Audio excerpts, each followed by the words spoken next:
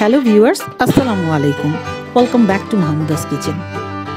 আজকে আপনাদের তৈরি করে দেখাবো খুবই ইউনিক একটি রেসিপি, কর্ন পোলাও বা চিংড়ি পোলাও। ঝরঝরে বাসমতি চাল, হালকা কিছু মশলা আর চিংড়ির কম্বিনেশনের এই পোলাওটি খেতে কিন্তু সত্যি অসাধারণ। চলুন তাহলে দেখে নেওয়া যাক। এখানে 700 গ্রাম চিংড়ি মাছ নিয়েছি। চিংড়িগুলোর ওপরে খোসা ছাড়িয়ে নিয়ে এর পিঠের দিক থেকে এরকম করে কেটে নিয়েছি এবং এর রগগুলো বের করে নিয়েছি। এখন ম্যারিনেশনের জন্য দিব হাফ চা চামচ লবণ, হাফ চা চামচ শুকনো মরিচের গুঁড়া। এটাকে ভালোভাবে মাখিয়ে নিতে হবে। মাখানো হয়ে গিয়েছে। এখন চলুন চালের প্রিপারেশনটা দেখে নিই। এখানে হাফ কেজি বাসমতি চাল নিয়েছি।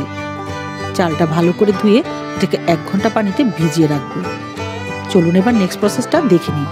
প্রথমেই প্যানে দিয়ে দিব 5 টেবিল চামচ রান্নার রেগুলার তেল। তেলটা গরম হয়ে গিয়েছে।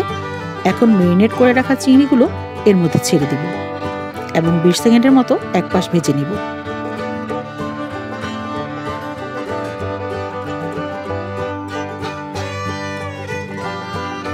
এক পাশ ভাজা হয়ে গেলে উল্টে দিয়ে অপর পিঠও আরো 20 সেকেন্ডের মতো ভেজে নিতে হবে।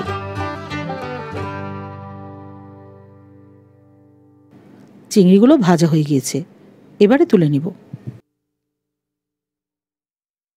সেই তেলের মধ্যে দিয়ে দিব 1 কাপ কুচনো পেঁয়াজ। পেঁয়াজটা ভেজে নিতে হবে। যখন এই পেঁয়াজের কালারটা এমন লালচে হয়ে আসবে, একদম বেরেস্তার মতো করা যাবে না। এর ঠিক আগের স্টেপে তখন দিব 2 টেবিল চামচ পেঁয়াজ বাটা এবং 1 টেবিল চামচ আদা রসুন বাটা। এবার আবার ভেজে নিতে হবে এর থেকে কাঁচা গন্ধটা চলে যাওয়া পর্যন্ত। মশলাটা ভালোভাবে ভেজে নিয়েছি। এখন দিব 3টা কাঁচামরিচ বাটা।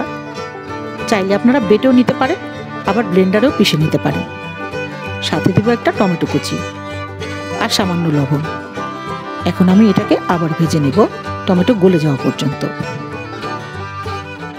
এখন সামান্য পরিমাণ পানি দিয়ে একটু নেড়েচেড়ে দিতে হবে।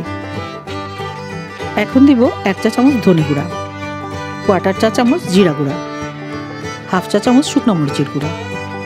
এবার এটাকে ভালোভাবে কষিয়ে নিতে হবে।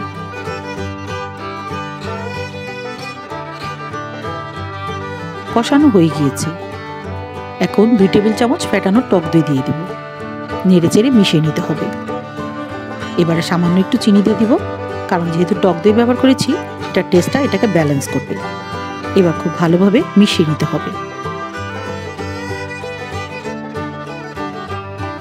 মশলাটা আমি খুব ভালোভাবে কষিয়ে নিয়েছি। দেখুন তেলও ছেড়ে দিয়েছে। এখন ভাজা চিংড়িগুলো এর মধ্যে দিয়ে দিতে হবে। আমি এখানে কিন্তু কোনো প্রকারের পানি অ্যাড করব না। এবার মশলার সাথে চিংড়িটা খুব ভালোভাবে মিশিয়ে নিয়ে মিডিয়াম হিটে ঢাকনা দিয়ে ঢেকে রান্না করব 5 মিনিট। 5 মিনিট হয়ে গিয়েছে। এখন মশলার উপর থেকে চিংড়ি মাছগুলোকে উঠিয়ে নিব।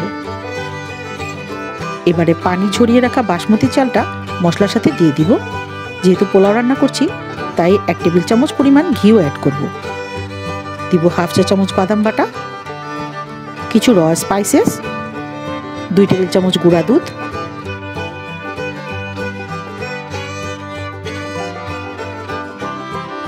চালটা খুব ভালোভাবে ভেজে নিয়েছি। এই পর্যায়ে দিব 1 লিটার ফুটন্ত গরম পানি।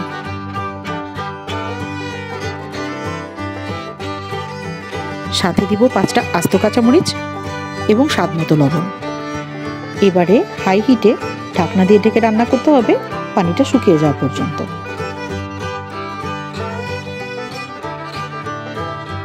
যখন পানিটা চালের সাথে এরকম মাখো মাখো হয়ে যাবে, তখন উপর থেকে চিংড়ি মাছটা এইভাবে বিছিয়ে দিতে হবে। তারপর ঢাকনা দিয়ে ঢেকে 20 মিনিট দমে রেখে দিতে হবে। 20 মিনিট পর ঢাকনাটা তুলে নিয়েছি। এর থেকে খুবই সুন্দর একটা অ্যারোমা অলরেডি আসা শুরু করেছে। চালটাও ফুটে গিয়েছে। এবারে সাবধানে পোলাওটা উপর নিচ করে দিতে হবে এবং আরও 5 মিনিট ঢাকনা দিয়ে ঢেকে রাখতে হবে। তৈরি হয়ে গেল আজকের অত্যন্ত মজাদার ঝরঝরে বাসমতি চালের চিংড়ি পোলাও। এর স্বাদ এক কথায় অসাধারণ। এই ধরনের আরও মজার মজার রেসিপি পেতে মাহমুদাস কিচেনের সাথেই থাকুন। ভালো লাগলে লাইক শেয়ার করতে ভুলবেন না, আর চ্যানেলে সাবস্ক্রাইব করে বেল আইকনটি প্রেস করে দিবেন আমার পরবর্তী ভিডিওর আপডেট নিয়মিত পাওয়ার জন্য। আল্লাহ হাফেজ।